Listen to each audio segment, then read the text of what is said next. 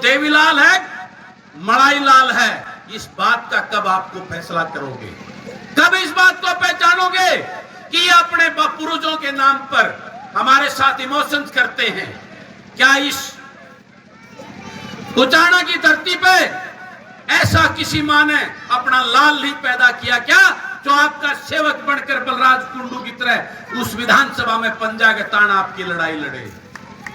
मैं ये सवाल करने आया हूं आज आपके बीच में। मैं आपसे कहने आया हूं, कब पहचानोगे इन लुटेरों को? ये छात्र गांव के ये दोनों आपके मूर्ति गायक, जिनका पूरा हरियाणा इनका फैन है, आप सभी को बलराज कुंडू की राम राम। कई दिन से प्रोग्राम बन रहा था, भाई राजेश भी कह रहा था, भाई अनुराग भी कह रहा था कि हमारा बड़ा गांव है खटकड़ और वहां आपको याद कर रहे हैं, आपका कार्यक्रम रखना है। मैंने उसी दिन कहा था कि मैं जब कहोगे उस दिन आऊंगा, मेरे लिए तो सौभाग्य की बात है। खटकड़ गांव एक बहुत ही दमदार गांव में खटकड़ गांव को गिना जाता है। खटकड़ गांव की जो पहचान है वो दबंगता के अंदर और आगे छाती अड़ाने वालों में, जैसे मैम का मैम आड़ा की तरह आप लोगों का गांव का नाम लिया जाता है। तो मेरे लिए आज सौभाग्य की बात है कि भाई राजेश ने, अनुराग ने मुझे यहां बुलाकर आप सबका आशीर्वाद दिलाने का, युवाओं का प्यार और ये सम्मान यहां पे मेरा जो किया, उसके लिए मैं दिल की गहराइयों से पूरे गांव की 36 बिरादरी का साधुवाद करता हूं, आभार व्यक्त करता हूं, धन्यवाद करता हूं आप सबका। आप सोचते होंगे, एक सवाल जरूर होगा कि ये बलराज कुंडू महम का विधायक आज खटकड़ गांव में किस तरह से आया है। शायद मुझे पता लगा था 5-4 दिन पहले हमारे महम के आदरणीय डांगी साहब भी यहाँ उचाने में आए थे, उन्होंने भी एक सवाल किया था कि वो कुंडू आड़े क्यों आओ है। तो मैं आपको बताना चाहता हूं, मैं चुनाव लड़ने के लिए और वोट मांगने के लिए आपके बीच में नहीं आया हूं। मैं आपसे पूछने आया हूं एक आधा सवाल और आपको कुछ बताने भी आया हूं। मैं कितने भोले हो आप लोग, आप कब जागोगे? आपको जगाने भी आया है ये बलराज। मैं आपसे पूछना चाहता हूं, कब तक ये रॉयल्टी भरोगे चौधरी छोटूराम के नाम की, चौधरी देवीलाल के नाम की? आपने जिस छोटे देवीलाल को देवीलाल का अंश मानकर अपने पलकों पर बिठाकर अपना आशीर्वाद देकर, एक तरफा वोट देकर उसको विधानसभा में भेजा था, उस भाजपा को जमुना पार भेजने के नाम पर आपसे वोट ले गया, बुजुर्गों के साथ धोखा कर गया 5100 की पेंशन करने के नाम पर, युवाओं के साथ नौकरी देने के नाम पर उनके इमोशन से खेल गया और आप सबने इतने भारी मतों से उनको जिताकर वहां भेजा। मैं आपसे पूछता हूं, वो अपने आप को देवीलाल का वंशज बताते हैं, उनके पड़पोते हैं, किसान मजदूर के हितैषी हैं।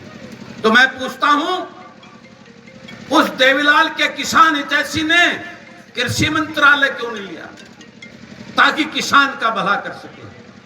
उस किसान पुत्र ने सिंचाई विभाग क्यों नहीं लिया तो किसान की जो है ना सिंचाई की व्यवस्था ठीक कर सकता? उस किसान पुत्र ने और ऐसे मंत्रालय क्यों नहीं लिए जिससे आपका भला कर सकता? उसने महकमे कौन से लिए? एक्साइज का मलाईदार, रेवेन्यू डिपार्टमेंट तहसीलदारों वाला मलाई का डिपार्टमेंट, प्रोक्योरमेंट सारा चीजों को करने वाला फूड एंड सप्लाई मलाई का डिपार्टमेंट, पीडब्ल्यूडी मोटे कमीशन की मलाई का डिपार्टमेंट, और जो विभाग इंडस्ट्री विभाग मलाई का लालाओं से बड़ा बड़ा पैसा लेने का डिपार्टमेंट। तो मैं पूछता हूं, आज हमारे प्रदेश के क्या हालात कर दिए हैं? मेरे अंदर टीस एक दर्द है जिसको लेकर मैं हरियाणा में रूसी के रूप आपके बीच में आया हूं। आज मेरे युवा बेरोजगारी में यो हरियाणा प्रदेश को इन लुटेरों ने एक नंबर पर भेज दिया। सरकारी नौकरियां खत्म कर दी हैं। प्राइवेट सेक्टर में 75% की बात कर रहे हैं कि 75% नौकरी देंगे। मैं आपसे पूछता हूं कि इस उचाना में कितने इंडस्ट्री लगवाए, कितने उद्योग लगवाए जिसमें हमारे बच्चों को नौकरी दिलाएंगे? लगी है कोई? बताओ, मैं आप सबसे पूछता हूं। तो कितनी बड़ी झूठ बोलते हैं सुबह से शाम तक। हमारे किसानों पर जब अपना हक मांगने के लिए बॉर्डर पर बैठते थे तो इनकी स्टेटमेंट क्या भूल गए आप कि ये कहते थे वो कानून तो किसान के हक में है। ये तो वो बैठे हैं, लुटेरे बैठे हैं, चोर बैठे हैं, ठग बैठे हैं, ऐसी संज्ञान।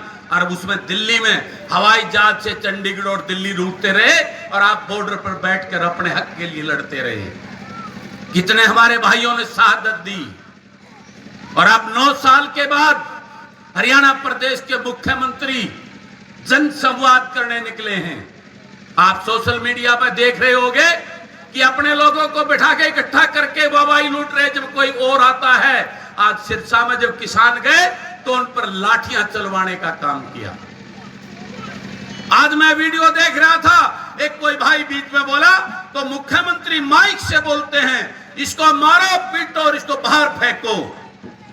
ये है हमारा मुख्यमंत्री, हमारी सरकार के मुखिया। कितना अहंकार, कितना घमंड इनके अंदर है। तो इनको सबक कब सिखाओगे आप? इनकी पहचान कब करोगे? और मुझे तो इस बात की हैरानी होती है, जो उचाना कुछ दिन पहले आपके उस मलाई लाल का हेलीकॉप्टर नहीं उतरने देता था, या उसकी एंट्री बैन थी।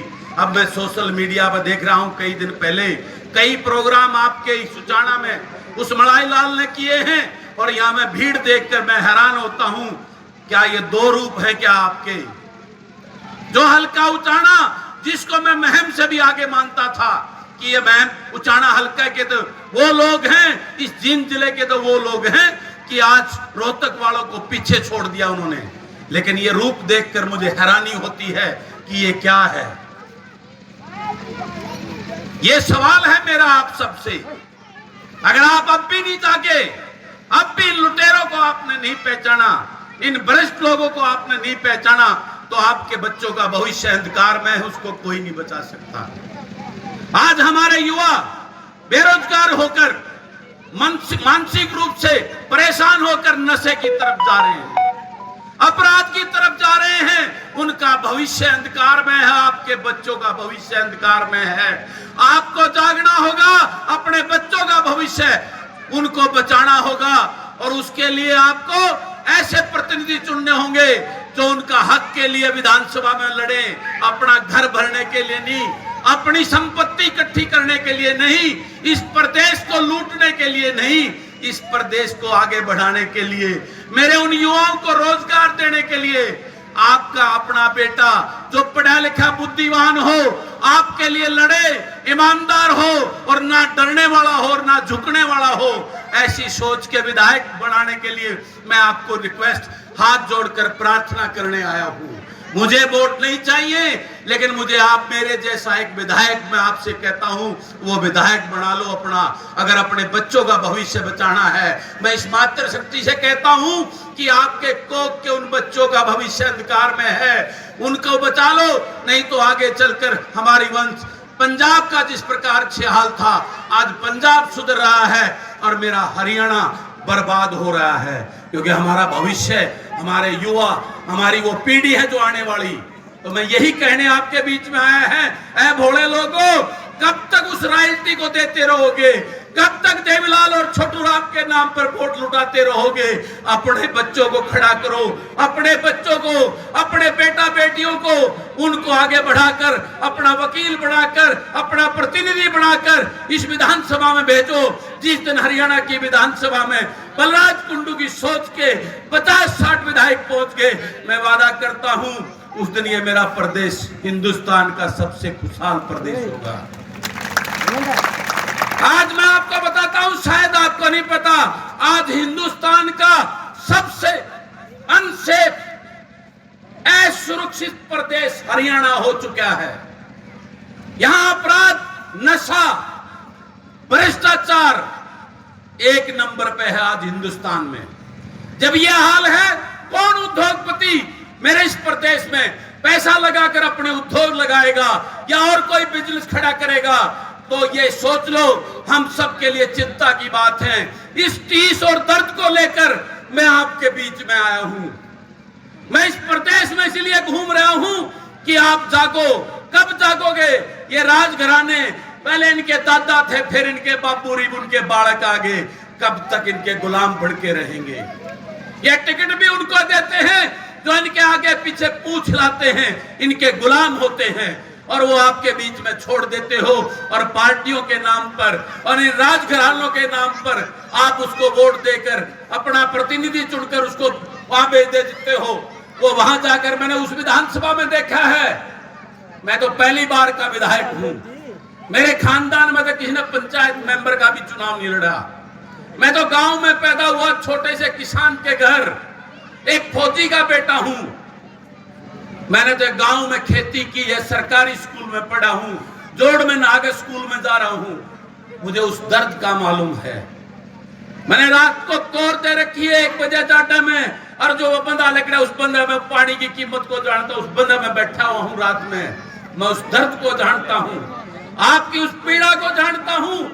मैंने हरियाणा पुलिस में भर्ती होने के लिए रेस मार रखी है, मैं भर्ती की लाइन में मैं भी सिपाही लगूंगा उस दर्द को देकर।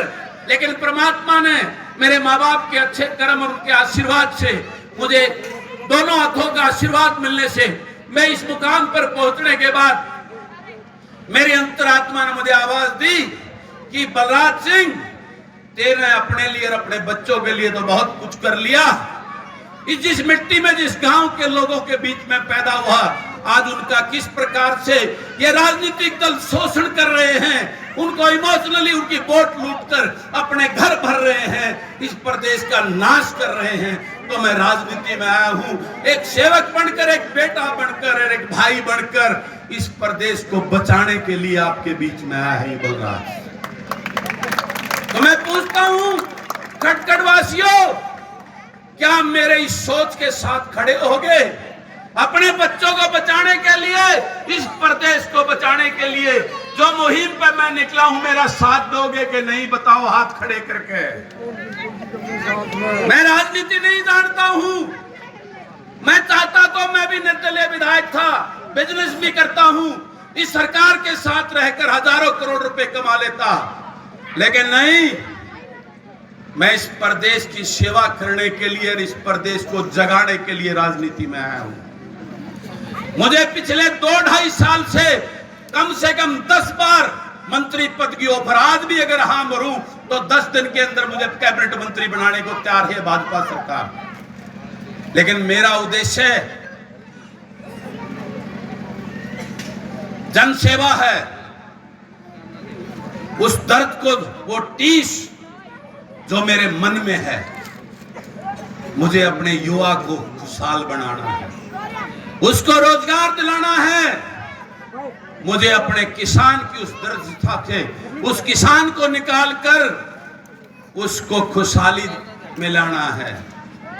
मेरे कमेरा वर्ग मजदूर भाइयों को, जिसका ये शोषण कर रहे हैं ये भाजपा के लोग, 5 किलो फ्री अनाज देकर उसको सिर्फ एक वोट देने की मशीन बनाकर उसका वोट लूटते हैं, उसको उसका हक दिलाना है। मुझे जातिवाद का जो जहर हमारे बीच में घोलकर ये भाजपा के लोग अपना राज कर रहे हैं, उस जातिवाद से निकालकर भाईचारा छत्तीस बिरादरी का बनाकर इस प्रदेश में वही भाईचारे की गंगा बहाने के लिए निकला हूं मैं। ये सोच मुख्यमंत्री बनाने की सोच नहीं, मैं ये सोच लेकर निकला हूं, कुछ भी नहीं है मुख्यमंत्री। मैं चाहता हूं हिंदुस्तान में जब किसी प्रदेश का नाम आए तो खुशहाली में वो हरियाणा प्रदेश का नाम आए, ये सोच लेकर निकला हूं मैं। उसके लिए आपको जगाकर आप सबका साथ मांगने आया हूं, आप सबको कहने आया हूं, जागो है भोले लोगों, ये रॉयल्टी देना बंद करो। चौधरी छोटूराम के नाम की रॉयल्टी, चौधरी देवीलाल के नाम की रॉयल्टी बहुत हो गई। अपने किसी बेटा बेटी को जो पढ़ा लिखा ऊर्जावान और ईमानदार हो, जिसके आप आधी रात में भी जाके कान पकड़ सको, उसका हाथ पकड़ सको, ऐसे किसी अपने बेटा बेटी को अपना प्रतिनिधि, अपना वकील चुनकर मेरे साथ उस विधानसभा में भेजो। वहां अकेला पड़ जाता है ये बलराज कुंडू, ये कहने आपके बीच में आया हूं। आपसे आपके बच्चों के भविष्य की भीख मांगने आया है ये बलराज कुंडू। और इस जींद की धरती के इस खटखट गांव में मैं ये उम्मीद लेकर आया हूं कि ये जींद जिला इस प्रदेश की दिशा और दशा बदलता है। लेकिन मुझे दुख है इस बात का कि इतने सालों से ये जींद जिला, आज भी आपके 3 विधायक जींद के सत्ता पक्ष में बैठे हैं, बड़े पद पर बैठे इस प्रदेश के उप मुख्यमंत्री। लेकिन मैं पूछता हूं, इस पवित्र इतना बड़ा गांव एक तरफा वोट दी, वो मुख्यमंत्री उसका मैं अब आता तो यह एक शानदार बड़ा हाल इस चबूतरे पे होना चाहिए था। होना चाहिए था कि नहीं होना चाहिए था? कितने पैसे लगाए आपके गांव में पंचायत मंत्री, पिरोड़ी मंत्री रहते हुए, बताओ ना। फिर इसका इलाज करने के लिए तैयार हो जाओ और ये रॉयल्टी देना बंद करने के लिए तैयार हो जाओ। और मैं कहता हूं, आप साथ दो, इस प्रदेश को मैं बचाऊंगा, अपने आखिरी खून का कतरा भी बहा दूंगा, लेकिन लुटने नहीं दूंगा अपने इस प्रदेश को। जितना प्यार आशीर्वाद आपने लुटेरों को दिया है, अपने इस बेटे को देकर दिखाओ और फिर मेरी चाल देखना। मैं तो पहली बार का विधायक हूं, विधानसभा में जब खड़ा होता हूं तो किसी की हिम्मत नहीं होती मेरे सामने टिक जाए। ये आप सब देखते होंगे। अभी अकेला हूं और जब आप 50-40 मेरे जिसे और मेरे पाछे खड़े कर दोगे तब क्या करूंगा, इस बात का अंदाजा लगा लेना। मैं ये कहने आपके बीच में आया। मेरे मुख से जाने अनजाने में कोई गलत बात आपको लगी हो तो मुझे माफ करना, क्योंकि ये मेरे दिल के जज्बात थे, अंदर का मेरा दर्द और टीस था जो मैंने आप सबके सामने रखा है। मुझे भाषण देना नहीं आते, ना कभी मैं लिख के आता, ना कभी पढ़ के आता। मेरे अंतरात्मा से जो भी कुछ निकलता है वो आपके बीच में सच्चाई बोलने की मैं काम करता हूं। और उसमें भी कोई लगा हो तो मैं का बावड़ा विधायक हूं, मुझे माफ करना। लेकिन मेरी अंतरात्मा की जो बातें थी, जो आपके सामने मेरा दिल कर रहा था कि आपको मैं कहूं और आपसे कुछ पूछूं, तो आपके बीच में रखी। आप सबका बहुत बहुत धन्यवाद। आप सब ने जो मान सम्मान और प्यार दिया उसके लिए मैं दोबारा आपका साधुवाद करता हूं। एक बात और कहना चाहता हूं, क्या आप नहीं चाहते अब जैसे महम की मेरी बहन बेटियां, आज महम अलका, मैं बीच में पहलवान जी ने कहा तो मैं भाई ने बोला, मैं इसलिए बता रहा हूं, नहीं तो सोचता कि अपनी तारीफ करे। लेकिन एक सच्ची बात बताना चाहता हूं, आज हरियाणा के अंदर मेरा महम अलका लड़कियों की पढ़ाई में नंबर 1 है, नंबर 1। मेरे हलके की जो मेरी बहन बेटियां वो 97% आज जो है हायर एजुकेशन लेकर अपनी सपना पूरा करती है। क्या आप नहीं चाहते कि आपकी वो बेटियां भी उसी तरीके से सुरक्षित सफर करके उन बसों में जाकर कॉलेज के गेट पे उतरे और वापस आपके घर पे उतरे? मैं वादा करता हूं, ये मैं करके दिखाऊंगा, आप मेरा साथ दो। मैंने अपने महम हलके में गरीब बेटियों को कह रखा, ऐलान कर रखा है, किसी की आर्थिक स्थिति कमजोर हो, जो फीस ना दे सके तो उसको मेरे को गोद दे देना, मैं पढ़ाऊंगा उस बेटी को। किसी बाप की आर्थिक स्थिति कमजोर हो, वो अपनी बेटी का विवाह नहीं करने में सामर्थ्य नहीं हो, तो मैं गोद ले लूंगा, मैं करूंगा उसकी शादी। 3000 बेटियों की शादी करवा चुका हूं। रक्षाबंधन पर मुझे 20,000 बहनें राखी बांधने आती हैं। ये कमाया है मैंने उस पर लोगों से। वहां वोट नहीं कमाया मैंने, उनके दिलों में जगह बनाई है, एक प्यार कमाया है। किसी का बेटा, किसी का भाई और किसी का चाचा, इस प्रकार से उस हल्के का जो है ना, हर घर मुझे अपने परिवार का हिस्सा मानता है। ये कमाया है मैंने, ये कमाई है मैंने। तो आज तक ना अपनी तनख्वाह ली, वो भी गौशाला में दे रखी है। जो मेरे को और भत्ते मिलते हैं सारे पहले दिन ही अनाउंस करके मेरी तनख्वाह जितनी मिलती है उसको 4 गुना करके उसने गौशालाओं में दे देता हूं। और मैं आपको कहना चाहता हूं, अगर आपके गांव में भी कोई ऐसी किसी गरीब की बेटी हो जिसकी शादी में दिक्कत हो, जिसकी पढ़ाई में दिक्कत हो, तो मैंने बुला लियो, मैं गोद ले लूंगा उसको। आप सबका बहुत बहुत धन्यवाद। आप सबने जो मान सम्मान प्यार आशीर्वाद दिया उसके लिए बार बार कोटि कोटि प्रणाम आप सबको।